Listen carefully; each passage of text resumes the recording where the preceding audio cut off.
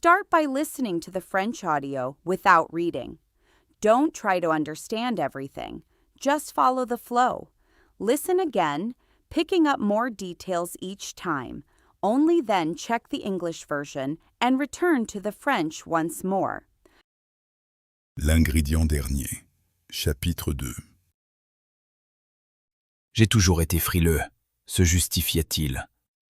Mais ce n'était pas simplement du froid qu'il fuyait. C'était autre chose. Une inadéquation plus profonde avec l'environnement. Un soir, alors que nous dînions chez lui, je remarquai qu'il ne clignait presque plus des yeux. Son regard, fixe, semblait suivre des mouvements imperceptibles dans l'air, comme s'il percevait des choses qui nous échappaient. « Tu es sûr que ça va ?» demandai-je. Il sourit, et ce sourire me parut étrangement inadapté à son visage. « Mieux que jamais. » Ce fut Julien qui formula le premier l'hypothèse que je refusais encore. Et si cette histoire de lézard n'était pas seulement folklorique? Je me moquais de lui, par réflexe plus que par conviction. Pourtant, je ne pouvais ignorer les changements.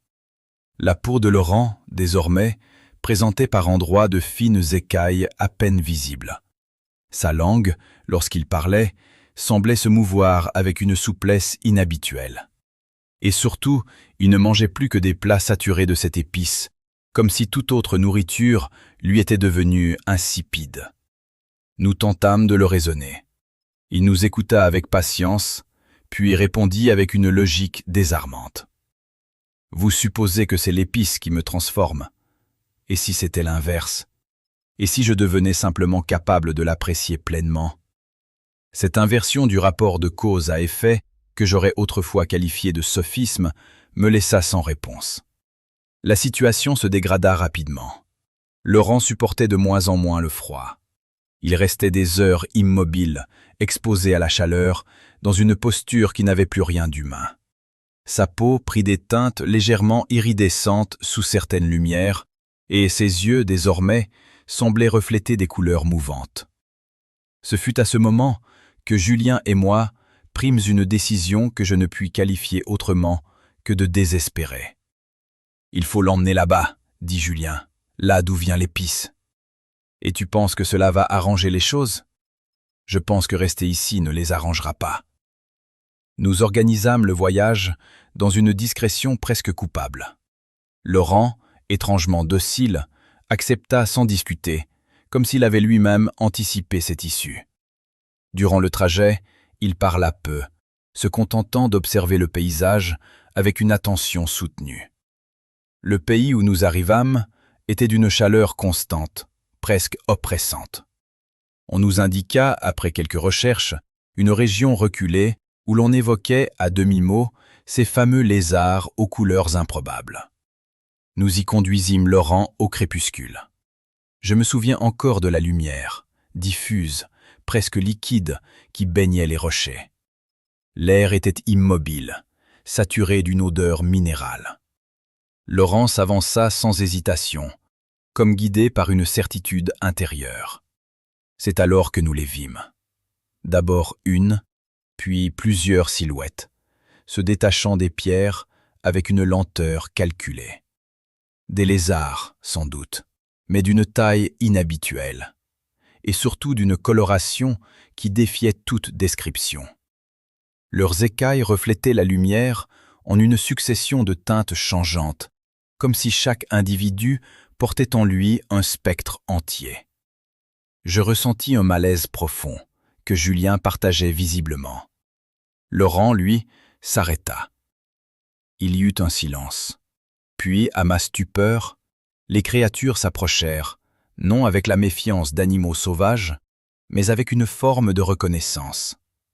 L'une d'elles émit un son bref, presque un appel. Laurent répondit.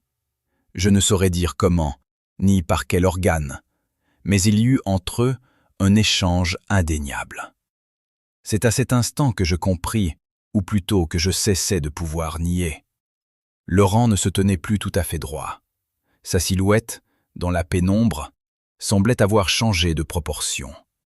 Sa peau captait la lumière de manière identique à celle des créatures. Lorsqu'il tourna légèrement la tête vers nous, je crus apercevoir, fugacement, une lueur irisée dans ses yeux qui n'avait plus rien d'humain. « Je crois, » murmura Julien d'une voix blanche, « que nous avons trouvé l'origine de l'épice. » Je ne répondis pas. Les lézards, car il fallait bien continuer à les nommer ainsi, entourèrent Laurent, ou ce qu'il était devenu. Leur agitation n'avait rien d'hostile. Au contraire, elle évoquait une forme d'accueil, presque de cérémonie. Et tandis que nous reculions, saisis d'une terreur lucide, je ne pus m'empêcher de formuler cette pensée absurde, mais d'une ironie parfaite. Laurent avait enfin trouvé le goût ultime. Et il en était devenu l'ingrédient. The Last Ingredient, Part 2. I've always been sensitive to the cold, he justified. But it was not simply the cold he was fleeing. It was something else, a deeper incompatibility with the environment.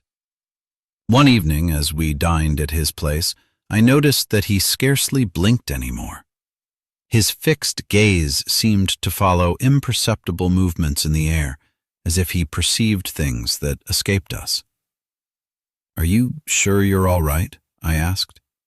He smiled, and that smile seemed strangely ill-suited to his face. Better than ever. It was Julian who first gave voice to the hypothesis I still refused to consider. And what if this story about lizards isn't just folklore? I mocked him, more out of reflex than conviction. And yet, I could not ignore the changes. Laurent's skin now bore, in places, fine scales, barely visible. His tongue, when he spoke, seemed to move with an unusual suppleness. And above all, he ate nothing but dishes saturated with that spice, as though all other food had become tasteless to him. We tried to reason with him. He listened patiently, then replied with disarming logic. "You assume that it is the spice that is transforming me. What if it is the opposite? What if I am simply becoming capable of fully appreciating it?" This reversal of cause and effect, which I would once have dismissed as sophistry, left me without an answer. The situation deteriorated rapidly. Laurent tolerated the cold less and less. He would remain motionless for hours, exposed to heat, in a posture that no longer had anything human about it. His skin took on slightly iridescent hues under certain lights, and his eyes now seemed to reflect shifting colors. It was at that moment that Julienne and I made a decision I can only describe as desperate. "We have to take him there," Julienne said, "to where the spice comes from. And you think that will make things better? I think staying here won't." We arranged the journey with an almost guilty discretion.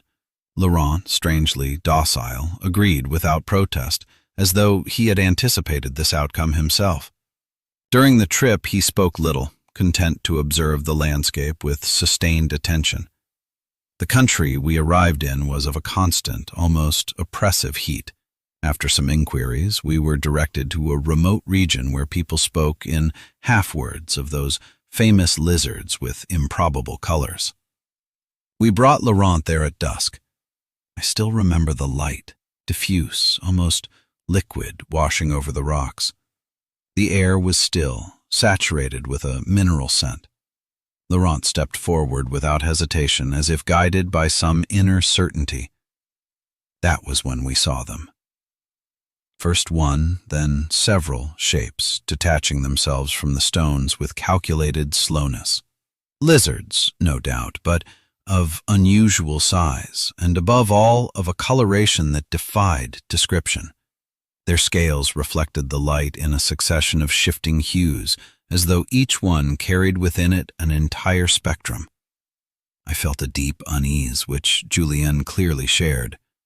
Laurent, however, stopped. There was silence. Then, to my astonishment, the creatures approached. not with the caution of wild animals, but with a kind of recognition. One of them emitted a brief sound, almost a call. Laurent responded.